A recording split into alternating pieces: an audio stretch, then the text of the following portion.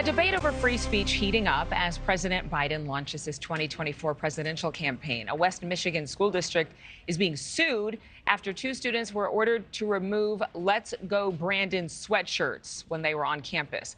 That phrase went viral back in 2021 when a sports reporter misquoted the chants from a crowd who were using profanity with the president's name, and not in a good way.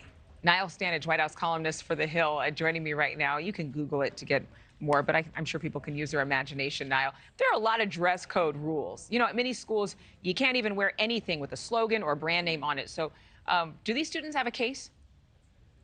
I think it's a fascinating case and a fascinating story. And it really comes down to one question, Adrienne. Is coded profanity profane or not? That slogan, as you know, is translated to a very obviously profane phrase, but it's not profane in itself. If you consider that phrase to be a profanity, that clothing can clearly be banned.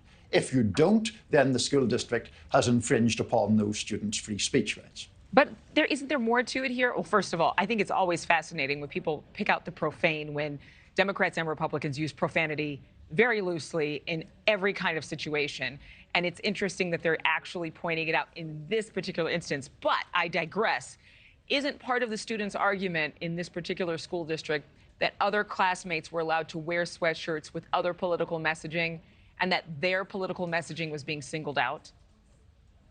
It is, basically, yes. There's a separate issue in this case about a field day in which some students wore flags that expressed support for the LGBTQ community and were permitted to do that. And another student wore a Trump flag as a cape and was asked to take that off. Now, that student is not part of this suit, but it is being used by these two students in this suit to suggest there is political bias at play in the school districts. I remember when this "Let's Go Brandon" statement slogan came out, and a lot of people were up in arms. You know, how dare you speak about the president in this way? I won't remind people of how they spoke about the former president or the president before that or the president before that. But to flip the script, as it were, the Biden campaign has now taken advantage of the phrase and is selling some Brandon T-shirts on their website. What is this? Aren't those eyes the cryptocurrency eyes that you see all the time on Twitter? They are kind of demon eyes, and it is intended, I suppose, to make the president a more exciting and more meme-friendly kind of presence than you might get from his actual in-person appearance with his normal eyes.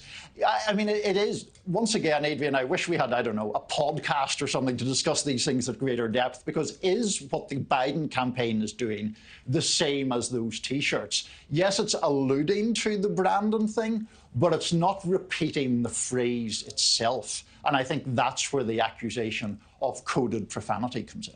I also want to know, when did becoming demonized become exciting? I don't know where that came from, but I see a lot of people online, including people you know very well, with those eyes. I always thought it was like enlightenment because you knew what crypto was and you understood the blockchain. But anyway, let's get to another political controversy. Like you said, we need a podcast. This one in Arizona, lawmakers failing to override Governor Katie Hobbs' veto of a bill to legalize the sale of home-cooked foods, because that ties in quite nicely with our discussion of the president's campaign and this school suit. So what does this mean for Arizona? Of course, it has been very pro-business, but this is not business. These are folks who, you know, some of whom are not in the country legally, some of whom are, you know, below the poverty line and just trying to make a quick buck. I've purchased the food off the side of the road back in the day. Yeah, I don't see where this controversy really is. There's no way to regulate it. Well, the argument is that you could perhaps regulate it if you allowed people to be licensed, force people to do a fairly brief food safety course, made them label the ingredients and say that they were made at home. Now, a bill with those instructions or those requirements in it was passed with bipartisan support.